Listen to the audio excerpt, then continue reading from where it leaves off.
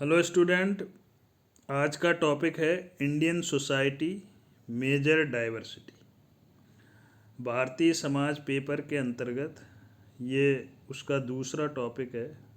पिछले टर्म पे विविधताओं से ही संबंधित बात की गई थी और उसमें बताया गया था कि भारतीय समाज की प्रमुख विशेषताएं क्या है, क्योंकि बिना भारत की समाज की विशेषताओं को समझे बिना विविधताएं यानी डाइवर्सिटी को समझा नहीं जा सकता है।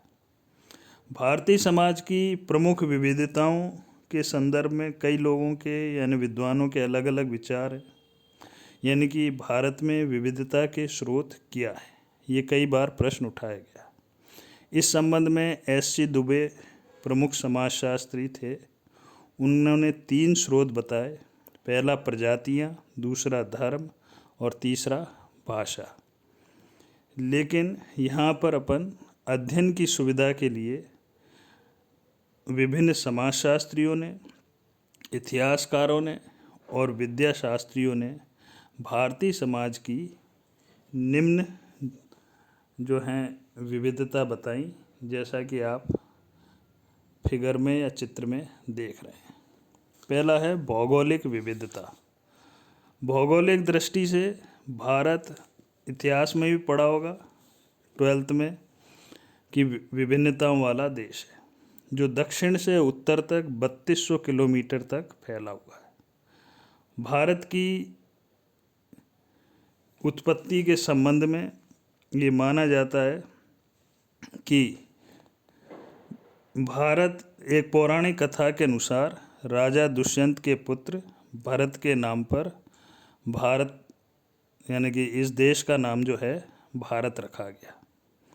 साथ ही भारत की उत्पत्ति के संबंध में ये भी माना जाता है कि ये सिंधु नदी के कारण इसका भारत शब्द या भारत शब्द की उत्पत्ति हुई, जबकि कुछ स्रोत जम्बू द्वीप के नाम से भी भारत को उत्पत्ति को मानते हैं। भौगोलिक दृष्टि से भारत को निम्न 5 भागों में विभाजित किया गया है। उत्तर का पर्वतीय क्षेत्र, यानी भारत के उत्तर में हिमालय की ऊंची ऊंची चोटियां हैं, जिसमें बद्रीनाथ, केदारनाथ, ऋषिकेश ये प्रमुख हैं। इनका नाम सुना भी होगा।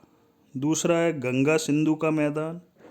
हिमालय से लेकर गंगा, सिंधु, ब्रह्मपुत्र तक की नदियों की उत्पत्ति हुई है और जहाँ पर अनेक जनजातियाँ और लोग निवास करते हैं, और कृषि के क्षेत्र में भारत के संदर्भ में इनका महत्वपूर्ण योगदान रहा है।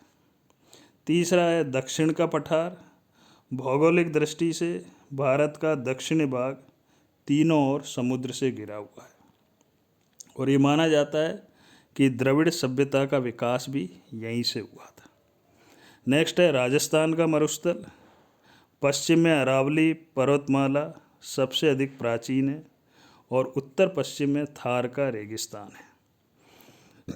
राजस्थान अपनी आन बान शान के लिए, जौहर, सती प्रथा, बलिदान के लिए इतिहास में प्रसिद्ध रहा है। नेक्स्ट भौगोलिक दृष्टि से समुद्र का तटीय मैदान।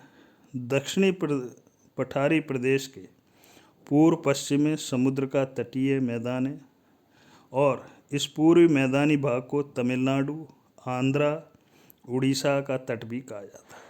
मुंबई, सूरत, कालीकट, कोचीन, गोवा, मद्रास, विशाखापट्टनम आदि बंदरगाहों के कारण ही भारत का व्यापारिक संबंध जो है वर्मा, जावा, सुमात्रा, ईरान, फारस की खाड़ी इत्यादि देशों के साथ हुआ।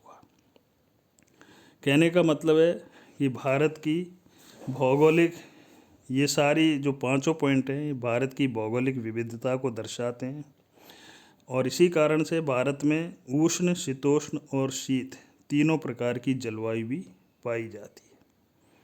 संक्षेप में कहने का मतलब है कि भारत भौगोलिक और जलवायु की दृष्टि से विविधता वाला एक देश है। दूसरा है प्रजातीय विविधता।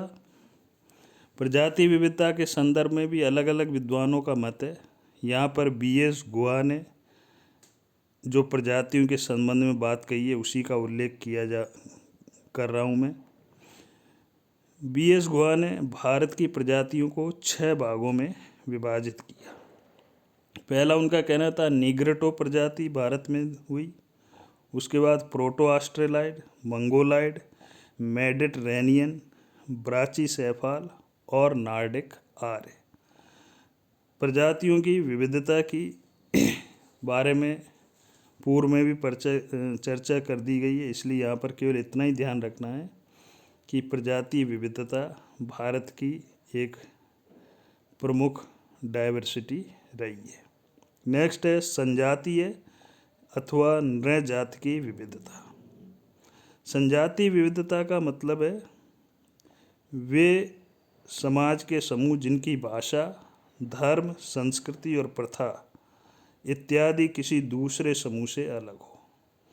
यानी संजातीय लोगों का वह समूह होता है जिसके सदस्यों की भाषा, धर्म, प्रजाति, वेशभूषा, खान पान, रहन सहन आदि समान हो, और इसी कारण एक संजातीय समूह दूसरे संजातीय समूह से अपने आप को अलग मानता है और उनमें श्रेष्ठता की भावना या अहम की भावना भी पाई जाती है, जिसके कारण कई बार आपस में उनमें संघर्ष भी होता है या भेदभावपूर्ण व्यवहार भी किया जाता है। भारत में इसी कारण से समय समय पर देखा होगा या हिस्ट्री में भी पढ़ा होगा कि भाषा, धर्म, संप्रदाय को लेकर कई बार झगड़े हुए।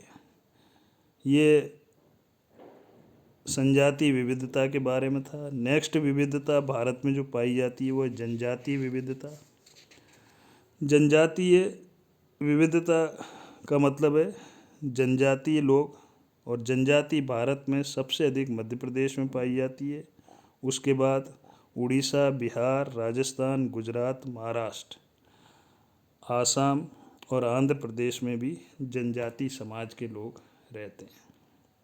जनजाति का मतलब है वे समूह जिनकी अपना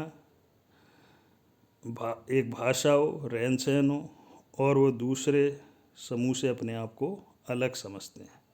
राजस्थान की दृष्टि से देखेंगे तो बांसवाड़ा, डूंगरपुर में जनजातीय समाज की विविधता पाई जाती है या बाहुल्यता पाई जाती है।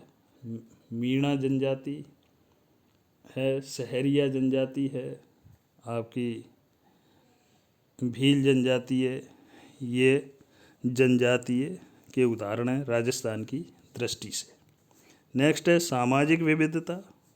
सामाजिक विविधता का मतलब है कि भारत में समाज की दृष्टि से भी कई सारी विभिन्नताएं या डाइवर्सिटी पाई जाती है। ये विविधता परिवार को लेकर, विवाह, संपत्ति, सामाजिक जीवन में दिखाई देती है। ज़्यादातर भारत में एकाकी परिवार की भावना प्रचलित हो गई है, पहले संयुक्त परिवार का प्रचलन था। इसी प्रकार से संपत्ति की दृष्टि से भारत में अधिकांश समाजों में पितृवंशी परिवार है, इसलिए संपत्ति का अधिकार पुरुषों का रहता है। लेकिन कुछ समाज ऐसे भी हैं भारत में जहाँ पर मातृवंशी यानी माता की सत्ता पाई जाती है। इस प्रकार के समाज खासकर जनजाति में देखने को मिलते हैं।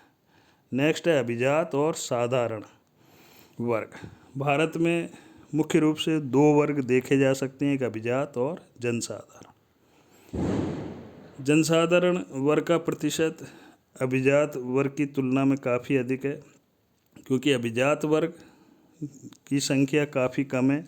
यानी अभिजात वर्ग वे हैं जिन्हें उच्च शिक्षा प्राप्त है, जिन्हें विदेशी अत्याधुनिक संस्कृति और उच्च व्यवसाय की उनके पास स्टेटस है यानी स्थिति है। और दूसरी ओर भारत में वह समाज है जो स्वदेशी संस्कृति के पोषक, सामान्य शिक्षा प्राप्त करने वाले लोग हैं, परंपरावादी भारतीय शैली को अपनाने वाले लोग हैं। इस प्रकार की जनसाधारण में न केवल मध्यम वर्ग बल्कि निम्न वर्ग को भी शामिल किया जा सकता है। भारतीय समाज में इन दोनों वर्गों की